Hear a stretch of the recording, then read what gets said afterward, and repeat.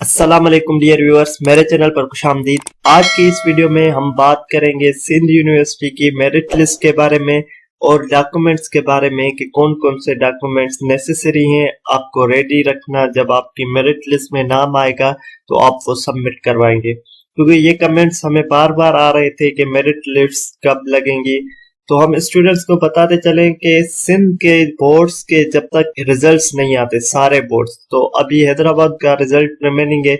जैसे ही वो आएगा तो सिंध यूनिवर्सिटी आपको अलो करेगी, आप अपनी मार्क्स ऐड करेंगे और आप अपना फॉर्म कंप्लीट करेंगे 8 स्टेप तक, क्योंकि उसके बिना आपकी सीपीएन नहीं बन सकती। तो ये जो एडमिशन प्रोसेस में डिले हो रहा है, ये बोर्ड्स की रिजल्ट्स की वजह से हो रहा है।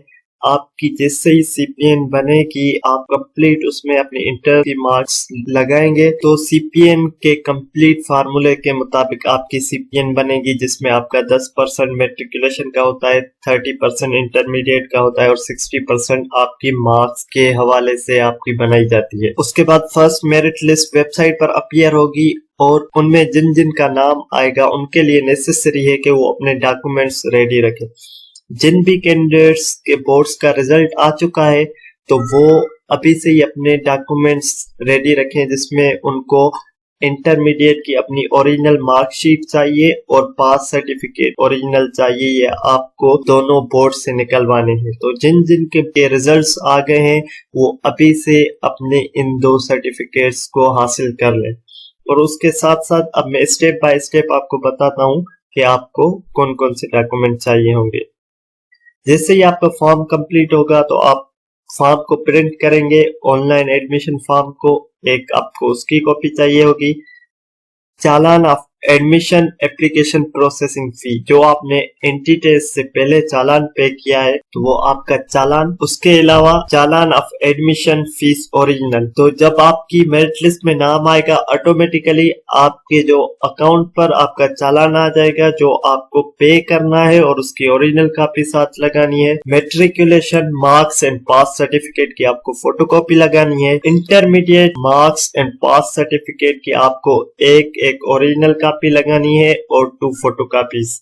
तो जिनके रिजल्ट्स आ गए हैं वो अपनी मार्कशीट ले लें, अपनी पास सर्टिफिकेट ले लें, और जो ओ लेवल ए लेवल करके आए हैं उनको इक्विवेलेंस सर्टिफिकेट चाहिए होगा बोर्ड से। उसके अलावा 2 रिसेंट पासपोर्ट साइज फोटोग्राफ हो आपके पास विद वाइट बैकग्राउंड, और उसके अलावा आपके पास अपना एनआईसी या बेफारम होना लाजमी है। डोमिसाइल सर्टिफिकेट आपका होना लाजमी है। उसके साथ फॉर्म सी जो होता है वो। अब ये थे सारे रूल्स जो जनरल कैंडिडेट्स हैं उनके लिए, और जो सर्विस जिनके वालिदैन एम्प्लॉय कोटा पे वो अप्लाई कर रहे हैं तो उनके लिए ये एडिशनल कुछ डॉक्यूमेंट्स हैं, जिसमें सर्विस सर्टिफिकेट है जिनके वालिदैन यूनिवर्सिटी ऑफ सिंध में एम्प्लॉय हैं और वो एम्प्लॉय कोटा पे अप्लाई करना चाहते हैं। डिसेबिलिटी मेडिकल सर्टिफिकेट्स उन कैंडिडेट्स के लिए जो किसी बीमारी की वजह से डिसेबल्ड पर्सन में आते हैं, तो उनको मेडिकल बोर्ड की तरफ से डिसेबिलिटी मेडिकल सर्टिफिकेट होना लाजमी है। और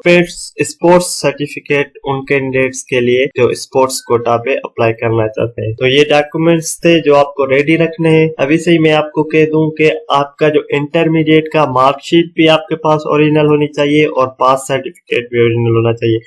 मार्कशीट तो आपको कॉलेज वाले दे देते हैं, आपके पास पास सर्टिफिकेट नहीं होता। फिर आप जब यहाँ आते हो यूनिवर्सिटी में सबमिट करवाते हो, फिर आपके 2 चक्कर लग जाते हैं। आपको यूनिवर्सिटी वाले आपसे डॉक्यूमेंट्स नहीं लेते या आपको कहते हैं कि कल तक जमा करवा के जाओ वरना आपके एडमिशन में मसला हो सकता है, तो आपके 2 चक्कर लग जाते हैं। तो इसलिए आप जो है दोनों चीज निकलवा लें, अपनी मार्क्स और पास सर्टिफिकेट, ताकि आपको मुश्किल ना हो। उम्मीद करता हूँ आपको समझ में आ गया होगा कौन कौन से डॉक्यूमेंट रिक्वायर्ड होंगे सिंध यूनिवर्सिटी में एडमिशन के लिए। मजीद ऐसी इंफॉर्मेटिव वीडियोस के लिए मेरे चैनल को लाइक करें, सब्सक्राइब करें, ताकि मेरी आने वाली हर नई वीडियो आप तक पहुंच सके। अल्लाह हाफिज।